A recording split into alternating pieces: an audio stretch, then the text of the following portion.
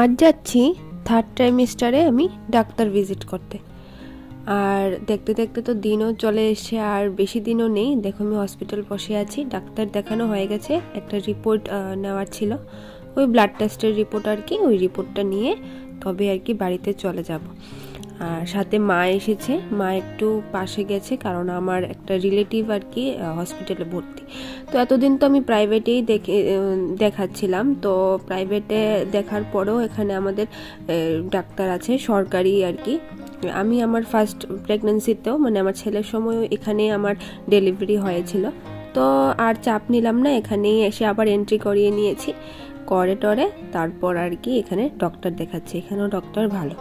তো দেখো এটা আবার নেক্সট ডে কথা বলছি, যেদিন আমি বাড়িতে চলে আসব, কারণ অনেক দিনই এইবার বাপের বাড়িতে থাকা হয়ে গেছে আমার, আর বেশি দিন থাকবো না, কারণ ছেলেরও পড়া টড়া চালু হয়ে গেছে, পরীক্ষার পর বিয়েটিও হয়ে গেছে সবার।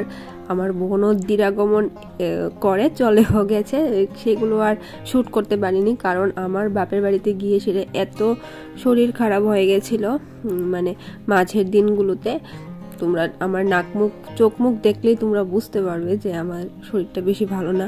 একদম জ্বর চলে এসেছিল, সর্দি কাশি, এই ঠান্ডা লেগে গেছিলো আর কি।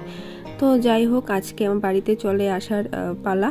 আর এই দেখো মিষ্টি খাচ্ছি, এটা হলো ওই দিরাগমনের সময় আর কি, ওই জামাই আসার সময় নতুন জামাই এনেছিল, তো এটাই খাচ্ছিলাম সকালে। আর বোন যাচ্ছে আজকে স্কুলে।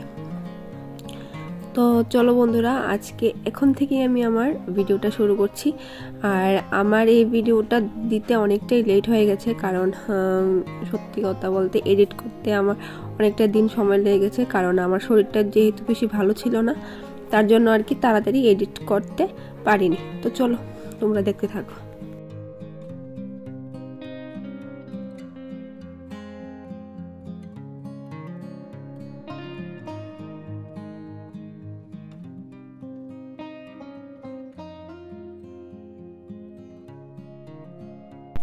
আর এখানে ব্যাগপত্র সব রেডি করে নিয়েছি, আমিও রেডি হয়ে গেছি। মনটা খুবই খারাপ করছিল, কারণ আবার কবে যে এসে আবার থাকবো এখন আর বলতে পারছি না, কারণ দিন মাসও চলে আসছে, আর কবে আসবো তারও ঠিক নেই।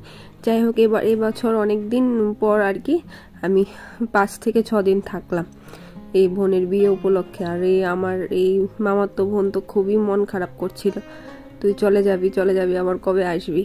যাই হোক, সবারই একটা মনের ফিলিংস থাকে। যাই হোক, তো চলো আমি দেখো বাড়িতে এসেছি। বাড়িতে এসে আমার শরীরটা আরও খারাপ হয়ে গেছিলো, আর এতটা ঠান্ডা লেগেছে এই বিয়ে উপলক্ষে, মানে আমি তোমাদের কি বলবো। মানে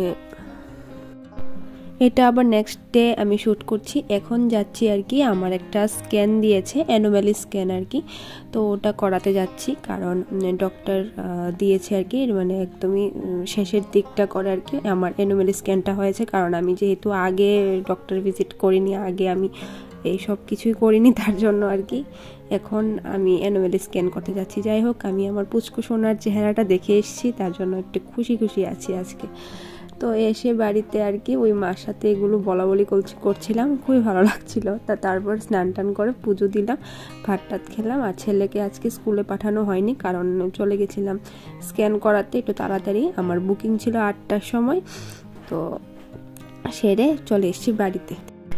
এবার আর কি আমার মাই আমাকে শ্বশুরবাড়িতে নিয়ে এসেছে আর কি, কারণ আমার হাজব্যান্ড যেতে পারিনি, কারণ ওর একটু কাজ ছিল, তার জন্য আর কি আমি আমার মার সাথেই চলে এসেছিলাম। মাও আমার সাথে 2 দিন এখানে ছিল, বাড়িতে ছিল, তারপর চলে গেছে। আর দেখো খাওয়া দাওয়া করার পর আমার ডেলি বেসিসে যাও। তো বন্ধুরা, আজকে আর ভিডিওটা বেশি বড় করতে পারিনি, কারণ এটা অনেক দিনের ভিডিও, আমি কিছু তোমাদের আপডেট দিলাম আর কি। আর দেখো ছেলেকে টিচারের বাড়িতে দিয়ে এসেছি, তারপর আমার শরীরটা এত খারাপ হয়ে গেছিলো, মানে তোমাদের বলে বোঝাতে পারবো না। যাই হোক, কিছুক্ষণ পরে আমার শরীরটা ভালো হয়েছে। এই প্রেগনেন্সিতে তো এরকম চলতেই থাকে। তো চলো বন্ধুরা, আজকের মতো আমি এখানে আমার ভিডিওটা শেষ করছি। আবার নতুন ভিডিও নিয়ে আবার খুব শিগগিরই দেখা হচ্ছে।